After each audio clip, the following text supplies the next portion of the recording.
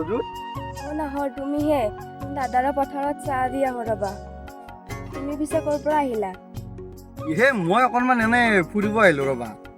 পিছে ইমান ৰ'দত এটাতো ছাতি লৈ আহিব পাৰা, একেবাৰে ৰঙা মুঙা পৰি গৈছা। আৰু তুমি যোৱা, মোৰ এইফালে চাহ ঠাণ্ডা হৈ যাব, মই যাওঁ দিয়া। ঠিক আছে।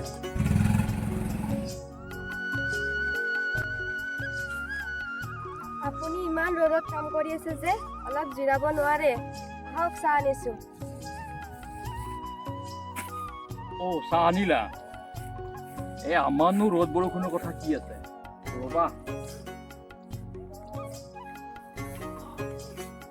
আজি ৰ'দটো বৰ টান হে। চাওঁ দিয়া।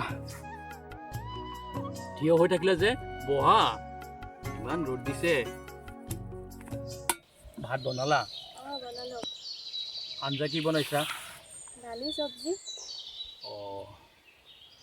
এইখিনিত বহুত বন গজিছিল জানা, তাকে চাফা কৰোঁতে কৰোঁতে একদম গোটেই দেহাটো কাটি পেলাইছে।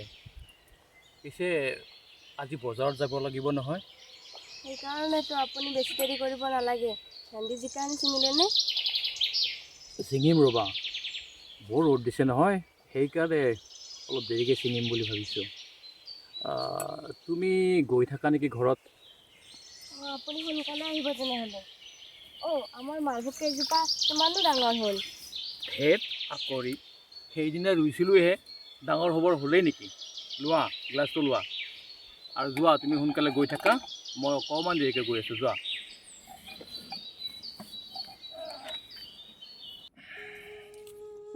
মালতী, এই গৰম খানত তেতলিটো লৈ পেলাই ক'তনো ঘূৰি আছ হা? কিয় দেখা নাই? এই পথাৰত এখেতে কাম কৰি আছে, তাতে চাহ দিব গৈছিলোঁ। হয় নেকি? তোমালোকৰে দিন দিয়া আৰু, তোমালোকে চাহ দিয়া, তোমালোকে খেতি কৰা। আমিনো আৰু কি কৰিম?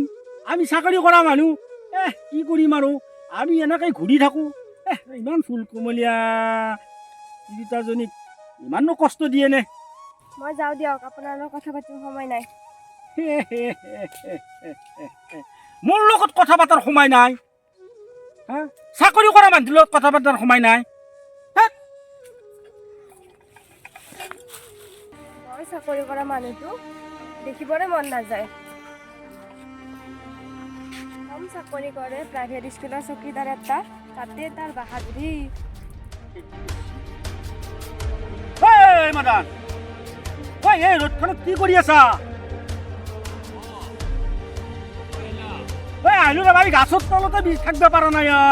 এই চিটটো বেলেগ কথা, ঘৰত এচি বিলাকো আমাৰ গৰম হৈ গৈছে। এই ৰ'দখনত কেনেকৈ আছা? এই তোৰ দেখোন ঘনেৰে কচি পৰা বৰ খেতি কৰিছ হয়।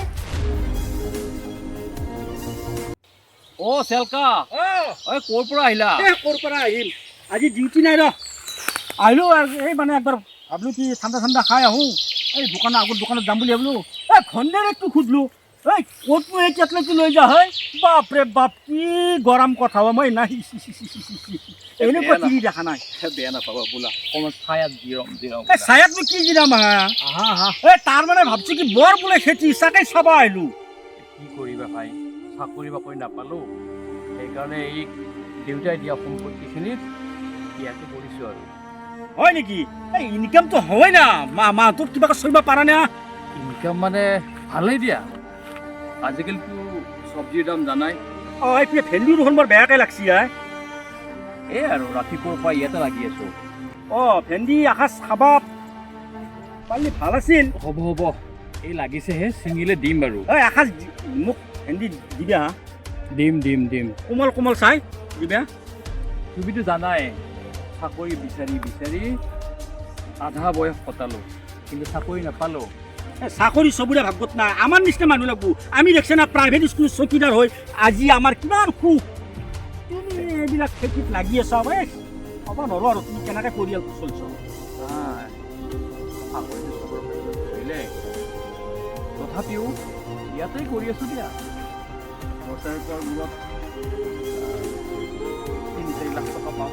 ৩-৪ লাখ টকা বছৰৰ মূৰত ইনকাম কৰা? খেতিত ইমান প্ৰফিট আছে? এই যে জিকাখিনি দেখিছে নহয়, তাত মই 20-30 হাজাৰমান টকা পাম। আৰু ইফালে মালভোগ কল লগাইছোঁ, 100 জোপা মালভোগ কল আছে। সেইখিনিত মোৰ মতে কমচে কম 5 লাখ টকা হ'ব লাগে। গোটাই মিলি নহয় 1 বছৰত অকল মালভোগ কলখিনিয়ে। এই মাটি সম্পত্তি বিক্ৰী কৰি পেলাই নে কি 5 লাখ টকা? তুমি যে কি কথাবিলাক কোৱা, কেনেকে হ'ব হা তেনেহ'লে? এটা কলৰ দাম কিমান? মালভোগ কলৰ দাম জানা? মালভোগ কলৰ দাম একাশা। কিনি পাইছা কেতিয়াবা? এই মই কেতিয়াবা দিয়ে, শহুৰেও দিয়ে আৰু গাঁৱৰ মানুহৰো মানে কেতিয়াবা দিয়ে। কিনি পোৱা নাই কিন্তু সেনেকুৱাই। মালভোগ কলৰ দাম কিমান? একাশা মালভোগ কলৰ দাম বৰ্তমান বজাৰ মূল্যত 60 টকা। হয় নেকি? গতিকে মোৰ ইয়াত 100 জোপা মালভোগ কল আছে। আচ্ছা। হিচাপটো তুমিয়ে কৰাচোন কিমান হ'ব পাৰে। এনেকেই চলি আছো। এই ভাই, খেতি কৰি খাইছা, আমাৰ আপত্তি নাই। আমি চাকৰি কৰি খাইছোঁ যদিও আমাৰ বহুত ভাত দূৰ। আজি মই আজি এটা অনুতাপ কৰিছোঁ। পাৰিলে মাজে ভেন্দি, মালভোগ কল আমাৰ ফালেও ঠেলি দিবি আৰু। দিম কিয় নিদিম। কিন্তু কথাটো হ'ল, মই যে ইমান পঢ়া শুনা কৰিও আজি এই কৃষি কৰ্মত মনোনিৱেশ কৰিছোঁ। এইকাৰণে কৰিছোঁ, মোক দেখি আমাৰ গাঁৱৰ যিখিনি উঠি অহা ল'ৰা আছে সিহঁতেও কাম কৰক, কামত ধৰক। চাকৰি বিচাৰি থাকিলে নহ'ব। 200 টকাৰ কাৰণে ল'ৰা ছোৱালীবিলাকে কোম্পেনীত কাম কৰে 12 ঘণ্টা। তাতকৈ যদি নিজৰ খেতি পথাৰত কাম কৰে, মই ভাবোঁ ডেইলি 500 টকাকৈ ইনকাম কৰিব পাৰিব। ইমান কথা নাভাবে। আমাৰ অসমীয়াবিলাকে দেখোন মাৰোৱালী তাত মাটি বিক্ৰী কৰি শেষে কৰি দিলা। খেতি ক'ত কৰিব? তুমি যিকোনো কথা ক'লো নহ'ব। সেইটোৱেতো আমাৰ সমাজখন যে বেয়াৰ ফালে গৈ আছে তুমি দেখা পাই আছা। গতিকে নিজৰ মাটিখিনি চৰাই হওক, তাত অলপ খেতিত গুৰুত্ব দিব লাগে। তুমিতো গম পাইছিলা এইখিনি মাটিত আগতে কিমান ধান হৈছিল। ইয়াত যে মাঠুৱাৰী ভাঙিলে, তাৰ পিছৰ পৰা পুতি থৈ গ'ল, বৰি হ'ল। চবেই ওচৰ পাজৰ চবেই মাটি কাটি একদম মাটিবিলাক বেয়া কৰি দিছে। বেয়া কৰিছে। ভাল লাগছি, তোমাৰ এটা বিৰাট ভাল লাগছি। মই মানে এই